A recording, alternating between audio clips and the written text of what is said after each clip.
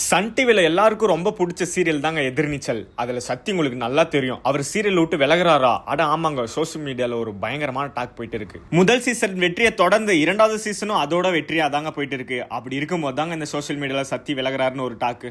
எதிர்நீச்சல் உங்களுக்கு எல்லாருக்கும் ரொம்ப பிடிச்ச ஒரு சீரியலுங்க. அது முதல் சீசன் பார்த்தீங்கன்னா 744 எபிசோட் பண்ணியிருந்தாருங்க. அதை கடந்து ரெண்டாவது சீசனும் அமோகமாக தாங்க போயிருக்கு. மொத்தமாக சேர்த்து பார்த்தீங்கன்னா 950 எபிசோடு சூப்பராகவே போயிட்டு இருக்குங்க.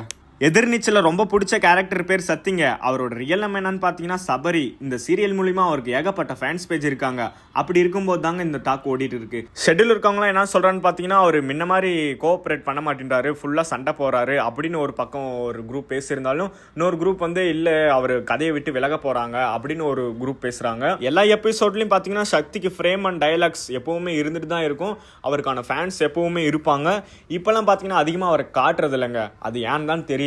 அவங்க ஃபேன்ஸ் ரொம்ப ஆசைப்பட்டு அவரோட இன்ஸ்டாகிராம் ஐடியில் கேட்டப்போ, சார் கதையை விட்டு விலகிறீங்களா அப்படின்னு கேட்டப்போ அவர் வந்து நோ சொல்லியிருக்காராங்க. இது என்னன்னு பார்த்தீங்கன்னா முழுக்க முழுக்க போயிங்க. இது ஒரு வதந்தி கிளப்பி விட்டுருக்காங்க. நம்ம சக்தி சபரி அப்படின்றவர் வந்து இந்த சீரியலை விட்டு வேலைங்க எப்பவுமே எதிர்நீச்சல தான் இருப்பாரு. எதிர்நீச்சல வர சீரியல் ப்ரோமோல அப்கமிங் டேஸ்ல நம்ம சேனல்ல வந்துட்டே இருக்கும். மறக்காம நம்ம சேனலை சப்ஸ்கிரைப் பண்ணிக்கோங்க. Tata, bye bye.